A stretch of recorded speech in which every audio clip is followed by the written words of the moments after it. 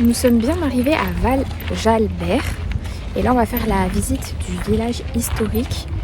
Et juste avant, petite anecdote, on s'est arrêté au bord de la route parce qu'il y a une jeune fille avec sa soeur ou sa nièce qui en fait s'est blessée à la cuisse en roller et elle était genre à terre. Donc nous on est passé en voiture, j'ai dit non mais là faut qu'on fasse demi-tour pour savoir si ça va et pour l'aider. Donc on s'est arrêté et elle avait appelé sa belle-sœur pour qu'elle vienne la chercher. Mais elle était bien blessée, elle s'est égratignée en glissant sur la route. Donc voilà l'anecdote du matin. Vas-y papa, explique-nous, c'est quoi ce village? Alors c'est un village reconstitué de 1920. Ouais. Voilà. Il y a un couvent avec une bonne sœur qui va nous donner une dictée à faire, comme à l'époque de 1920. Sacrilège. On va avoir le bonnet d'âne ou quoi? Je sais pas. Il y a des risques. Si elle parle en québécois et tout, on va rien comprendre. On va y faire que de la crème. On va marquer tabernacle.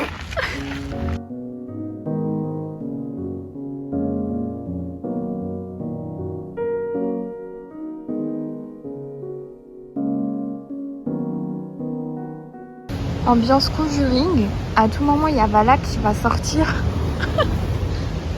Non mais là ça fait flipper en vrai.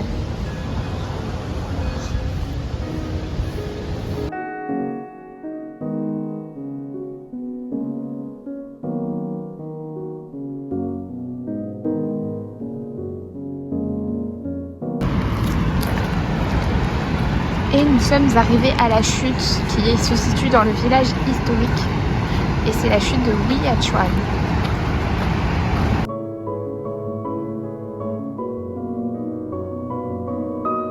Là, avec mon père, on va aller prendre le téléphérique pour aller en haut de la cascade. Ma mère, elle va rester en bas parce qu'elle a peur. Donc on va aller faire ça.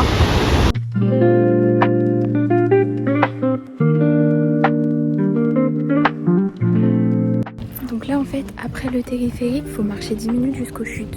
On est encore sur des longs chemins comme ça, où il faut marcher.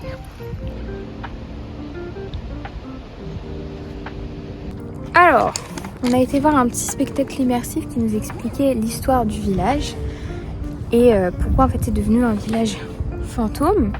Tout simplement parce que, premièrement, dans les années 1900, il y a des gens qui sont venus s'installer, ils ont construit le village, une usine qui était alimentée par le bois, etc., qui faisait vivre tout le monde.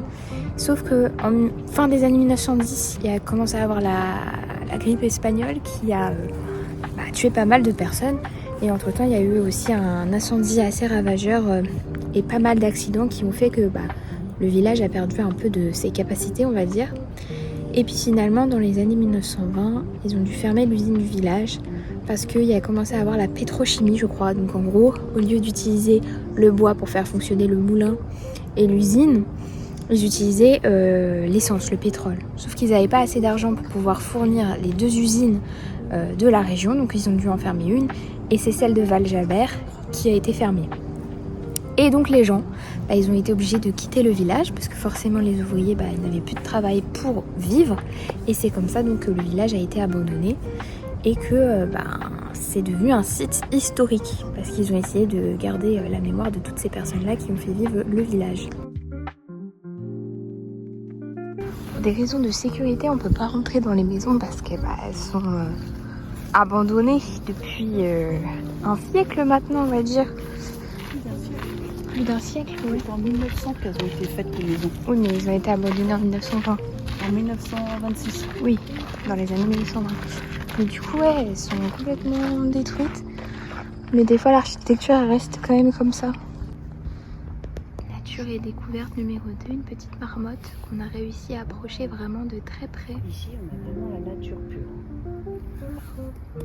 T'approches pas plus, parce que si elle a peur de nous, elle va nous agresser. Non, mais elle a un petit terrier, regarde, en fait. Ils ont réussi à faire le registre de toutes les personnes qui habitaient dans le quartier. Donc on voit tous les noms avec le numéro qui leur sont attribués, et je crois le numéro des maisons. Pour nous montrer un peu comment c'était. C'est hyper intéressant.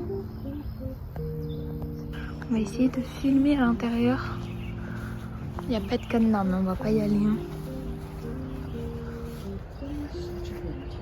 On voit rien en fait. Ah mais non, on dirait qu'il y a des portes, c'est comme une réserve. Qu'est-ce qu'il fait? Non, non. là là là là, il fait la caille. Ouais, je pense qu'en fait c'est une espèce de garde-meuble cette maison. Qu'est-ce qu'il raconte ? Il a dit je viens de voir la nonne. Non, mais c'est vrai que ce village-là, on dirait vraiment les maisons de Conjuring. Regardez. Ça fait flipper, regardez par la fenêtre là-bas. Je mets la musique de la nonne et ça fait le même truc. On va vite se casser. On va vite se casser. Bon, à Val-Jabert, on a une maison, enfin un petit mobil-home, une petite maison vue sur le lac. Voici la visite de la maison, elle est incroyable.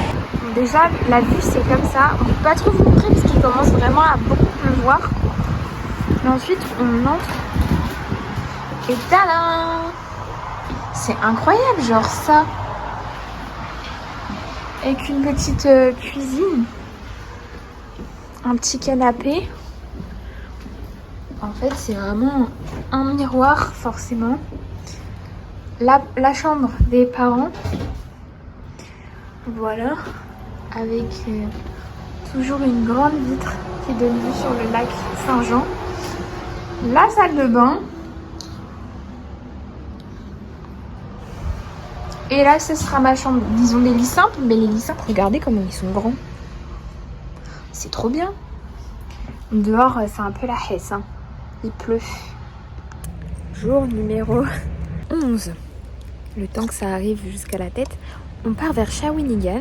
Mais avant ça, bien évidemment, nous nous arrêtons sur la route pour profiter des paysages et pour faire des petites randos. Donc là, on est au parc des chutes de la petite rivière Bostonais. Et on va aller voir la fameuse chute. Il y a beaucoup de chutes ici et de cascades. D'ailleurs, pour la petite anecdote, sur la route, il y a un ours noir qui a traversé la route. Comme nous, on pourrait voir en France des sangliers ou des antilopes, j'allais dire des biches. Et ben là, on a vu un ours. Voilà, c'était assez impressionnant et marrant.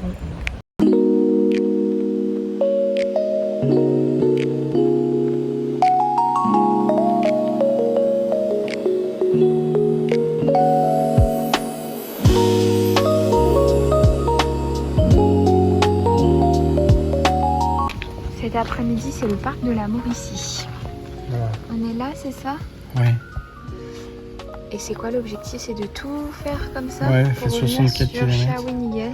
Donc t'as plein d'endroits pour voir des jolis panoramas, des belvédères. Il y a des petites randonnées sympas, il y a plein de lacs, de rivières. Ok. C'est l'un des plus beaux parcs du Québec. Bah c'est parti du coup. On est motivés, en plus le temps là il commence à se gâter, ça se voit pas trop mais bon.